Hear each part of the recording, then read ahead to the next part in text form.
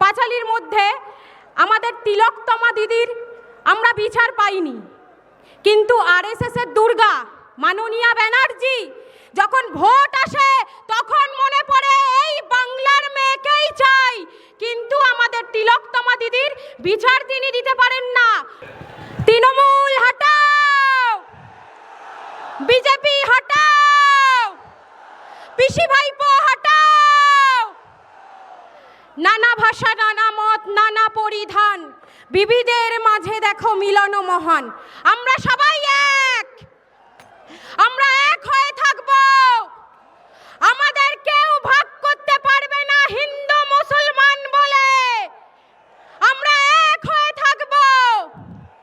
বন্ধুগণ, আমাদের পশ্চিমবাংলায় বিগত কদিন ধরে দেখছেন উন্নয়নের পাঁচালী চলছে, কিন্তু এই 15 বছরের উন্নয়নের পাঁচালীর মধ্যে আমাদের তিলকতমা দিদির আমরা বিচার পাইনি, কিন্তু আরএসএসের দুর্গা মাননীয়া ব্যানার্জি যখন ভোট আসে তখন মনে পড়ে এই বাংলার মেয়েকেই চাই, কিন্তু আমাদের তিলকতমা দিদির বিচার তিনি দিতে পারেন না।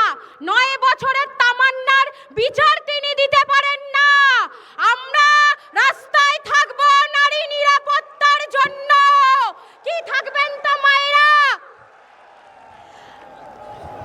এইভাবেই আমাদের রাস্তায় নেমে লড়াই করতে হবে তৃণমূলের চোখে চোখ রেখে। এটা 2021-এর আইএসএফ নয়, 2026-এর আইএসএফ। এটা নবান্ন কোম্পানিকে মনে রাখতে হবে, পিসি ভাইপোকে মনে রাখতে হবে। রিঅ্যাকশনের পাল্টা অ্যাকশন হবে এবার থেকে। আর ভাইপো বলেছে ভাঙড় দখল করবে।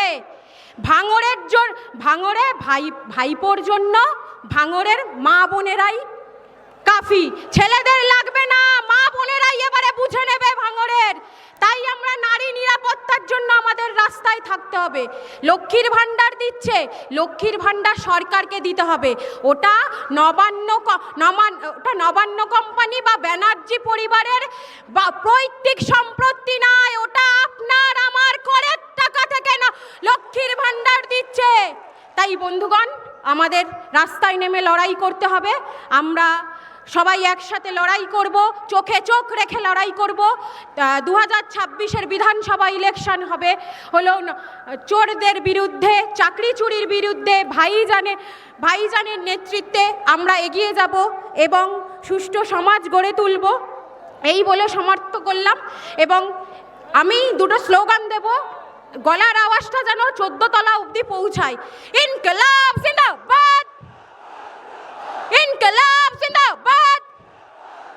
ऐ जुल्मी जब जब जुल्म करेंगे सत्ता के हथियारों से, चप्पा चप्पा गूंज उठेगा इनकलाबों के नारों से। इनकलाब जिंदाबाद, भाईजान जिंदाबाद। तृणमूल हटाओ, बीजेपी हटाओ, भाईपो हटाओ, পিসি হটাও। এই নৈরাজ্যের বিরুদ্ধে লড়াই করব একসাথে। ইনকলাব জিন্দাবাদ, ইন্ডিয়ান সেকুলার ফ্রন্ট জিন্দাবাদ, নওশাদ সিদ্দিকী ভাইজান জিন্দাবাদ।